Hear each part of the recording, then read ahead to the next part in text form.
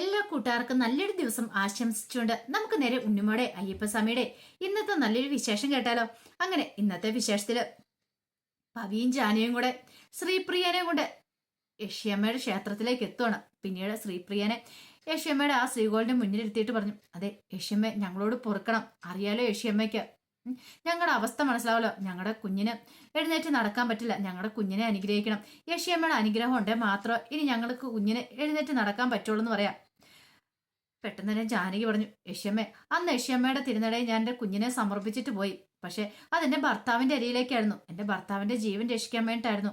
പക്ഷെ തിരികെ വന്നു കഴിഞ്ഞപ്പോൾ തന്നെ ഞങ്ങളുടെ കുഞ്ഞിനെ കണ്ടപ്പോൾ ഞങ്ങൾക്ക് ഭയങ്കര സന്തോഷമായി. യക്ഷിയമ്മ ഞങ്ങൾക്ക് ഞങ്ങളെ കുഞ്ഞിനെ തിരികെ തന്നാന്ന് ഞങ്ങൾക്ക് മനസ്സിലായി. അതുകൊണ്ടാണ് ഞങ്ങൾ സന്തോഷത്തോടെ പോയത്. അതുകൊണ്ട് ഞങ്ങളോട് കോപമൊന്നും അരുത്. ഞങ്ങൾക്ക് ഞങ്ങളുടെ കുഞ്ഞിനെ തരണമെന്ന് പറയാണ്.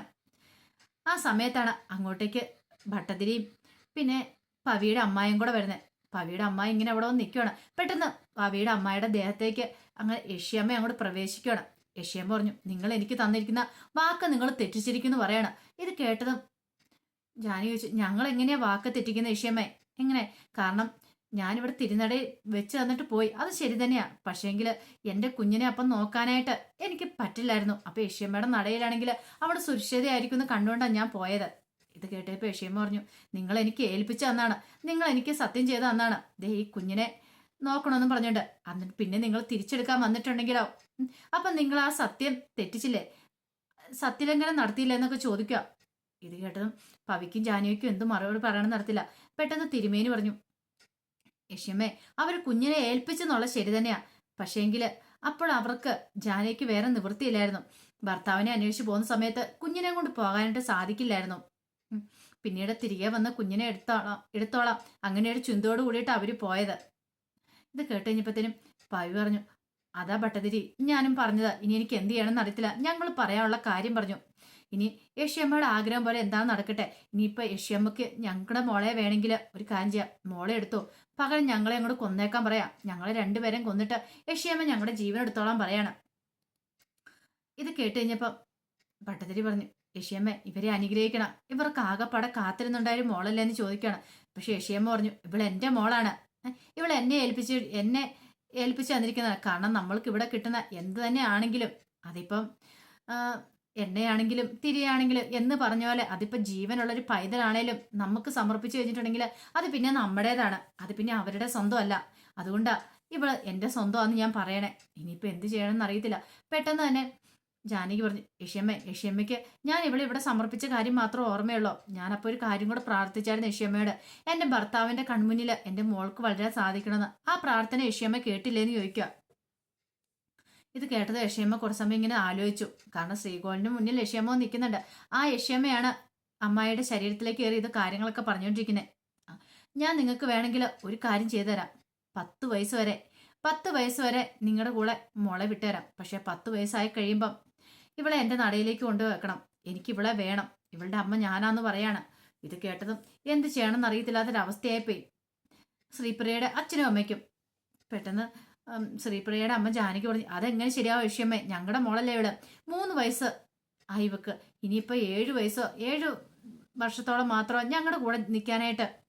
അത് കഴിഞ്ഞാൽ പിന്നെ എന്ത് ചെയ്യും? 10 വയസ്സാകുമ്പോൾ കൊണ്ടുവരണം എന്നല്ല പറഞ്ഞു. അതൊന്നും നടക്കത്തില്ല എന്ന് പറയാണ്. ഇത് കേട്ടപ്പോൾ തിരുമേനി പറഞ്ഞു, അതെ 10 വർഷമെങ്കിൽ 10 വർഷം, 10ാം പിറന്നാളിൻ്റെ അന്ന് ദേ മോളെ കൊണ്ടെത്തി ഇവരിവിടെ എത്തിച്ചേക്കുമെന്ന് പറയാം. അങ്ങനെയല്ലേന്ന് ചോദിക്കുകയാണ്. ഇത് കേട്ട് കഴിഞ്ഞപ്പോൾ അവർ പിന്നെ സംഭവിച്ചു. അവർക്ക് എങ്ങനെയും മോളെ ഇപ്പം അങ്ങനെ കൊണ്ടുപോയാൽ മതിയെന്നേ ഉണ്ടായിരുന്നുള്ളൂ ജാനകിക്കും പവിക്കും. അങ്ങനെ യക്ഷിയമ്മയ്ക്ക് വാക്ക് കൊടുക്കുകയാണ്. പക്ഷെ യക്ഷിയമ്മ ഒരു കാര്യം കൂടെ പറഞ്ഞു, ആ 10ാം പിറന്നാളിൻ്റെ അന്ന് മോളെ ഇവിടെ എത്തിച്ചേക്കണമെന്ന് പറയാം. ഇത് കേട്ട് കഴിഞ്ഞപ്പോഴത്തേനും ശ്രീപ്രിയയുടെ അമ്മ ജാനകി പറഞ്ഞു, അതൊക്കെ സമ്മതിച്ചു യക്ഷിയമ്മ. പക്ഷെ ഒരു കാര്യമുണ്ട്, അതിനുള്ളിൽ ഒരു കാരണവശാലും യക്ഷിയമ്മ ഞങ്ങളുടെ മോളെ കാണാനായിട്ട് വരില്ല, കാണാൻ ശ്രമിക്കരുത്, പരിസരത്ത് പോലും വരില്ലെന്നൊക്കെ പറഞ്ഞിട്ടുണ്ടായിരുന്നു. ശരി, അത് ഞാൻ വാക്ക് തന്നിരിക്കുന്നു. ഒരിക്കലും ഞാൻ ഈ 10 വയസ്സ് വരെ ഞാൻ അങ്ങോട്ടേക്ക് വരത്ത് പോലും ഇല്ലെന്ന് പറയണം. അങ്ങനെ യക്ഷിയമ്മയുടെ അനുഗ്രഹം മേടിച്ചുകൊണ്ട് അവരെങ്ങനെ നിൽക്കുന്ന സമയത്താണ് പെട്ടെന്ന് തന്നെ മോൾ അങ്ങോട്ട് എഴുന്നേക്കുന്നത്. കാരണം മോൾക്ക് ഇത്ര നാൾ എഴുന്നേറ്റ് നടക്കാനൊന്നും പറ്റുന്നില്ലായിരുന്നു. ശ്രീപ്രിയ പതുക്കെ എഴുന്നേക്കുക. പിടിച്ചെഴുന്നേപ്പിക്കുന്ന മറ്റാരുമല്ല, യക്ഷിയമ്മയാണ്. യക്ഷിയമ്മ പിടിച്ചെഴുന്നേപ്പിക്കുന്ന മറ്റാർക്കും കാണാൻ സാധിക്കുന്നില്ല. പക്ഷെ കുഞ്ഞിനറിയാം കുഞ്ഞിന്റെ കയ്യെ പിടിച്ച് യക്ഷിയമ്മ ഇങ്ങനെ എഴുന്നേപ്പിക്കുന്നത്. കുഞ്ഞ് പതുക്കെ എഴുന്നേറ്റ് പിച്ചു വെക്കുവാണ്. എന്തെന്നില്ലാത്ത സന്തോഷം തോന്നി പവിക്കും ജാനകിക്കും. അവരെ കുഞ്ഞിനും വാരിയെടുക്കുകയാണ്. അവർക്ക് മനസ്സിലായി യക്ഷിയമ്മ കുഞ്ഞിനെ അനുഗ്രഹിച്ചിരിക്കുന്നത്. പിന്നീട് കുഞ്ഞിനെ കൊണ്ട് അവര് വീട്ടിലേക്ക് തിരികെ പോവാണ്. അതിനുശേഷം ഉണ്ണിമോളോടും ഗിരിതാവിനോടും ഒക്കെ ബാക്കി കഥകൾ പറയാണ്. അങ്ങനെ വലിയ കുഴപ്പമില്ലാതെ കടന്നുപോയി. അങ്ങനെ 10-ാം വയസ്സായി. കാരണം 10 വയസ്സ് പൂർത്തിയായി കഴിയുമ്പോൾ യക്ഷിയമ്മയ്ക്ക് കൊടുക്കണമെന്നല്ലോ. ഞങ്ങൾ ആ കഥകളൊക്കെ ഒന്നെങ്കിൽ മനഃപൂർവ്വം ഞങ്ങൾ മറക്കാൻ ശ്രമിച്ചു. പിന്നീട് പതിയെ പതിയെ ഞങ്ങൾ അതിനെക്കുറിച്ച് ചിന്തിച്ചു പോലില്ല. വർഷങ്ങൾ അങ്ങനെ കടന്നുപോയി. 10 വയസ്സായത് അവൾക്ക് 10 വയസ്സായത് ഞങ്ങൾ ചിന്തിച്ചതും കൂടി ഇല്ല. അങ്ങനെ 10-ാം പിറന്നാൾ എത്തിയെന്ന് പറയാണ്. പിന്നീട് കാണിക്കുന്ന ശ്രീപ്രിയയും ജാനകിയും പവിയും കൂടെ അവരുടെ വീട്ടിൽ സംസാരിച്ചുകൊണ്ടിരിക്കുകയാണ്. അപ്പോൾ ആ കഥകളൊക്കെ പറയുകയാണ് ഉണ്ണിമോളോടൊക്കെ. അങ്ങനെ 10-ാം പിറന്നാൾ വന്നു കഴിഞ്ഞപ്പോഴത്തേനും ശ്രീപ്രിയ വന്നിട്ട് അച്ഛനോടും അമ്മയോടും പറഞ്ഞു, അതെ എൻ്റെ 10-ാം പിറന്നാളാ, നമുക്കിത് ആഘോഷിക്കണ്ടേന്ന് ചോദിക്കും. എങ്ങനെ ആഘോഷിക്കണം മോള് പറയണേ എന്ന് ജാനകി ചോദിക്കണം. നല്ല ഗംഭീരമായിട്ട് ആഘോഷിക്കണം, ഇവിടെ മൊത്തം അലങ്കരിക്കണം, വീട് മൊത്തം അലങ്കരിക്കണം. അതിനെന്താ കുഴപ്പം? അത്രയുള്ള വേറെ ആഗ്രഹങ്ങളൊന്നുമില്ലേ? എൻ്റെ കൂട്ടുകാരികളെ വിളിക്കണം. അതെ, ഞാൻ വിളിച്ചിട്ടുണ്ടെങ്കിൽ ശരിയാകത്തില്ല, അവരെ വിടത്തില്ല. അച്ഛനും അമ്മയും വിളിച്ചാൽ മതി പറയാം. അത്രേ ഉള്ളോ? അവരെ വിളിക്കാം, അച്ഛനും അമ്മേനെയും വിളിക്കാം, എല്ലാവരെയും വിളിച്ച് നമുക്ക് ആഘോഷിക്കാം, കേക്ക് കട്ട് ചെയ്യാം, അത് പോരേന്ന് ചോദിക്കണം. അത് മതിയെന്ന് പറയണം. അങ്ങനെ സന്തോഷിച്ചുകൊണ്ടിരിക്കുന്ന സമയത്ത് പെട്ടെന്ന് ശ്രീപ്രിയയുടെ കണ്ണിൽ കൂടെ ബ്ലഡ് വരുവാണ്. ഇതെന്താ മോളെ, നിന്റെ കണ്ണത്തിന് പ്രശ്നമുണ്ടോ എന്ന് ചോദിക്കുവാണ് ജാനകി. നോക്കിയേ പവിയേട്ട നോക്കി, അവളുടെ കണ്ണിൽ കൂടെ ബ്ലഡ് വരുന്ന പോലെ തോന്നുന്നു. പെട്ടെന്ന് പവിയും കൂടെ നോക്കണം. നോക്കിയപ്പോൾ ശരിയാ, തൊട്ട് നോക്കിയപ്പോൾ ചോരയാ വരുന്നത്. ഇതെന്ത് പറ്റി ചോര?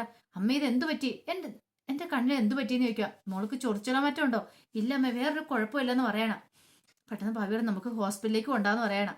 ആ സമയം ഒന്ന് ജാനകി ആലോചിച്ചു, നമുക്കൊരു കാര്യം ചെയ്യാം, തിരുമേനിൻ്റെ അടുത്തേക്ക് കൊണ്ടുപോയാലോ? അതിൻ്റെ തിരുമേനിയുടെ അടുത്ത് കൊണ്ടുപോകുന്നേ, നമുക്ക് തിരുമേനിൻ്റെ അടുത്ത് കൊണ്ടാകാം പവിയേട്ടെന്ന് പറയണം. കാരണം 10-ാം പിറന്നാളാ വരാൻ പോകുന്നേ. പിന്നീട് അവർ തിരുമേനിൻ്റെ അടുത്ത് ശ്രീപ്രിയനെയും കൊണ്ട് എല്ലുവാണ്. അങ്ങനെ തിരുമേനി ഇങ്ങനെ കൊച്ചിനോട് ചോദിച്ചു, കണ്ണകത്ത് വല്ല കരിയിടിപ്പ് അങ്ങനെയൊക്കെ ഉണ്ടോന്ന് ചോദിക്കണം. അങ്ങനെ ഒരു പ്രശ്നമില്ല, കുറച്ച് സമയം ബ്ലഡ് വരും, പിന്നെ അതങ്ങ് തൂത്ത് കളയുമ്പോൾ കുറച്ച് സമയത്തിൽ വരത്തില്ല, വീണ്ടും വരുമെന്ന് പറയണം. ഒരു കാര്യം ചെയ്യുക, മോള് പുറത്ത് ഇരിക്കാൻ പറയണം. അങ്ങനെ അവളെ പുറത്തേക്ക് ഇറക്കി വിട്ടു. അതിനുശേഷം ഭട്ടതിരി ഇങ്ങനെ പ്രശ്നങ്ങളൊക്കെ വെച്ച് നോക്കുകയാണ്. ഭട്ടതിരി പ്രശ്നമൊക്കെ വെച്ച് നോക്കിയിട്ട് പറഞ്ഞു, അല്ല കുഞ്ഞിൻ്റെ 10-ാം പിറന്നാളല്ലേ വരാൻ പോകുന്ന ചോദിക്കണം. അതെ, 10-ാം പിറന്നാളിന് യക്ഷിയമ്മയ്ക്ക് കുഞ്ഞിനെ കൊടുക്കാന്ന് വാക്ക് കൊടുത്തിരിക്കുന്നതിനും മറന്നുപോയെന്ന് ചോദിക്കുക. ഇത് കേട്ടതാണ് അവർ ആ സത്യങ്ങളെക്കുറിച്ച് ചിന്തിക്കുന്നതിനെ. പെട്ടെന്ന് അവരിലൊരു ഞെട്ടലുണ്ടാവുക. അത് പിന്നെ തിരുമേനി, അതെ യക്ഷിയമ്മ ഓർപ്പിച്ചാണ് ആ കാര്യങ്ങളൊന്ന്. കാരണം 10-ാം പിറന്നാളാ വരാൻ പോകുന്നത്. അപ്പോൾ ആ പെരുന്നാളിൻ്റെ അന്ന് തന്നെ കുഞ്ഞിനെ കൈമാറണം, കുഞ്ഞിനെ യക്ഷിയമ്മയ്ക്ക് കൊടുക്കണമെന്ന് പറയാണ്. അത് കൊടുത്തില്ലെങ്കിൽ വലിയ ദുരന്തം തന്നെയായിരിക്കും ഉണ്ടാകാൻ പോണെന്ന് പറയാം. എന്ത് ചെയ്യണമെന്ന് പറയാൻ അവസ്ഥയായിപ്പോയി പവിക്കും ജാനകിക്കും. എന്ത് ചെയ്യാനാ, കുഞ്ഞിൻ്റെ കാര്യമല്ലേ. ഇത് കേട്ടതും പവി പറഞ്ഞു, ഇല്ല അതൊന്നും ശരിയാകത്തില്ലെന്ന് പറയണം. പട്ടത്തിൽ പറഞ്ഞ് കുഞ്ഞിനെ കൊടുത്തില്ല പ്രശ്നമാവും, അറിയാലോ. യക്ഷിയമ്മ പിന്നെ എന്താ തരുന്നതെന്ന് പറയാൻ പറ്റില്ല, തരുന്ന ശിക്ഷ എന്തോ അനുഭവിക്കാനായിട്ട് നിങ്ങൾ സന്നദ്ധരായിരിക്കണം എന്ന് പറയാം. ഇല്ല, എൻ്റെ കുഞ്ഞിനെ കൊടുക്കത്തില്ല, ഇത്രയും കാലം ഞങ്ങൾ കണ്ണേ കരളേന്നും പറഞ്ഞ് വളർത്തിക്കൊണ്ട് വന്നാൽ പെട്ടെന്ന് ഒരു ദിവസം യക്ഷിയമ്മയ്ക്ക് കൊടുക്കാന്ന് പറഞ്ഞാൽ അത് നടക്കുന്ന കാര്യമല്ല തിരുമേനി എന്ന് പറയണം. ഞാൻ നോക്കിയിട്ട് ഇത് മാത്രമേ ഒരു വഴിയുള്ളൂ, വേറൊരു വഴിയില്ല. അതുകൊണ്ട് നിങ്ങൾ എത്രയും പെട്ടെന്ന് കുഞ്ഞിനെ സമർപ്പിക്കാൻ നോക്ക്. നിങ്ങൾക്ക് തന്ന വാക്ക് യക്ഷിയമ്മ പാലിച്ചു, ഇത്രയും കാലമായിട്ട് നിങ്ങളുടെ മുന്നിലേക്ക് വന്നിട്ടില്ലോ, അപ്പം നിങ്ങൾ യക്ഷിയമ്മയ്ക്ക് കൊടുത്ത് വാക്കും പാലിക്കണം എന്ന് പറയാം. അത് കേട്ടോ പവി പറഞ്ഞു, അന്ന് യക്ഷിയമ്മയ്ക്ക് വാക്ക് കൊടുത്ത വേറൊന്നും കൊണ്ടല്ല, ഒരു പക്ഷേ ഇതേ സമയത്തിനുള്ളിൽ തന്നെ എന്തെങ്കിലും ഒരു മാർഗം ഉണ്ടാക്കി മോളെ വീണ്ടെടുക്കാന്നൊരു ചിന്തയുണ്ടായിരുന്നു. പക്ഷെ ഇങ്ങനെയൊരു പ്രതിസന്ധി ഒരിക്കലും പ്രതീക്ഷയില്ല തിരുമേനി എന്ന് പറയാണ്. ഇനിയിപ്പം അതിനെക്കുറിച്ചൊന്നും ആലോചിച്ചിട്ട് കാര്യമില്ല, എത്രയും പെട്ടെന്ന് തന്നെ യക്ഷിയമ്മയ്ക്ക് കൊണ്ട് കുഞ്ഞിനെ കൈമാറണം 10-ാം പിറന്നാളിൻ്റെ അന്നെന്ന് പറയാണ്. പിന്നീട് ആകെപ്പാടെ തകർന്നു പോയി രണ്ടുപേരും. അപ്പോഴേക്ക് ശ്രീപ്രിയ അങ്ങോട്ട് കയറി വന്നു. എന്നെ പുറത്താക്കിയിട്ട് നിങ്ങളല്ലേ ഇവിടെ എന്തെടുക്കുക? എന്താന്ന് കുഴപ്പമെന്ന് ചോദിക്കണം. അമ്മ എനിക്ക് എന്തെങ്കിലും കുഴപ്പമുണ്ട്? മോൾക്കൊരു കുഴപ്പമില്ല, പിന്നെ എന്ത് പറ്റി? ബാ നമുക്ക് വീട്ടിൽ പോകാന്ന് പറഞ്ഞിട്ട് അങ്ങനെ അവരെയും കൂട്ടിക്കൊണ്ടങ്ങോട്ട് പോവാണ്. പക്ഷെ വീട്ടിൽ വന്നു കഴിഞ്ഞിട്ട് വെറുതെ ഇരിക്കാൻ പവി ഉദ്ദേശിച്ചില്ല. പവിയുടെ മനസ്സിൽ ചില പ്ലാനുകളൊക്കെ ഉണ്ടായിരുന്നു. പവി എന്ന് ജാനകിയോട് പറഞ്ഞു, അതെ ഒരു കാര്യം ഞാൻ തീരുമാനിച്ച് ജാനകിന്ന് പറയാം. എന്താ? കുഞ്ഞിനെ ഒരു കാരണവശാലും നമ്മൾ യക്ഷിയമ്മയ്ക്ക് കൊടുക്കുന്നില്ലെന്ന് പറയാണ്. കൊടുക്കുന്നില്ല? അതെന്താ? അത് കൊടുക്കുന്നില്ല എന്ന് വെച്ചാൽ കൊടുക്കുന്നില്ല. പിന്നീട് ഗിരിദേവനോടും ഉണ്ണിമോളോടുമായിട്ട് പവി പറയാണ്, എൻ്റെ അത്യാഗ്രഹമോ എന്താന്ന് വെച്ചാൽ കൂട്ടാം, കാരണം കുഞ്ഞിനെ നഷ്ടപ്പെടുന്ന ചിന്ത കഴിഞ്ഞപ്പോൾ എനിക്ക് സമനില തെറ്റുന്ന പോലെ തോന്നി. അങ്ങനെയാണ് വീണ്ടും ഞാൻ ക്രൂരകൃത്യം ചെയ്യാനായിട്ട് മുതിർന്നതെന്ന് പറയാണ്. അത് കേട്ടപ്പോൾ ഉണ്ണിമോള് വെച്ചു, അല്ല എന്താ മാമൻ എന്താ ഉദ്ദേശിച്ചെന്ന് ചോദിക്കുകയാണ്. ഇത് കേട്ട് കഴിഞ്ഞപ്പം എല്ലാവരോടുമായിട്ട് പവി പറയാണ് തൻ്റെ മനസ്സിലുള്ള ഗൂഢ ലക്ഷ്യം എന്തായിരുന്നു. കാരണം 10-ാം പിറന്നാൾ വരുമ്പോൾ കുഞ്ഞിനെ കൈമാറണം. ഇതുവരെയായിട്ട് കുഞ്ഞിനെ യക്ഷിയമ്മ കണ്ടിട്ടുമില്ല. അങ്ങനെയാണെങ്കിൽ പകരം വേറൊരു കുഞ്ഞിനെ കൊണ്ട് കൊടുത്താൽ എന്താ കുഴപ്പം? അതേ പ്രായത്തിലുള്ള അതേ ഇതിലുള്ള ഒരു കുഞ്ഞിനെ കൊണ്ട് കൊടുക്കുകയാണെങ്കിൽ യക്ഷിയമ്മയ്ക്ക് അറിയത്തില്ലല്ലോ. അങ്ങനെ എവിടെ നിന്നൊരു കുഞ്ഞിനെ തട്ടിയെടുക്കാൻ ഞങ്ങൾ തീരുമാനിച്ചു. പക്ഷെ അതിന് പറ്റിയൊരു കുഞ്ഞ് വേണം. ഈ കാര്യം ഞാൻ ജാനകിയോട് പറയുകയും ചെയ്തു. ജാനകിക്ക് സമ്മതമായിരുന്നു. പക്ഷെ കുഞ്ഞിന് വേണ്ടേ, ആ പ്രായത്തുള്ള കുഞ്ഞ് തന്നെ വേണം താനും. അങ്ങനെയാണ് ഞങ്ങൾ കുറെ അലഞ്ഞിരിഞ്ഞ് നടന്ന് അങ്ങനെ ഒരു കുഞ്ഞിനെ കിട്ടാൻ വേണ്ട. അവസാനമാണ് ഞങ്ങൾ അന്നപൂർണേശ്വരി ദേവി ക്ഷേത്രത്തിൽ എത്തിയെന്ന് പറയാണ്. അത്രയും പറഞ്ഞ് നിർത്തുവാണ്. അപ്പൊ തന്നെ ഏകദേശം കാര്യങ്ങളൊക്കെ ഉണ്ണിമോൾക്കും രഘുവരനും എല്ലാം മനസ്സിലായിട്ടുണ്ടായിരുന്നു. അപ്പൊ അതിന്റെ വിശേഷങ്ങളൊക്കെ എന്ന് കണ്ടത്. ഇതിന്റെ ബാക്കി വിശേഷങ്ങളുമായിട്ട് നാളെ കാണാം കേട്ടോ. അപ്പൊ ഒരിക്കൽ കൂടി എല്ലാവർക്കും നല്ലൊരു ദിവസം ആശംസിച്ചുകൊണ്ട് നിർത്തുന്നു.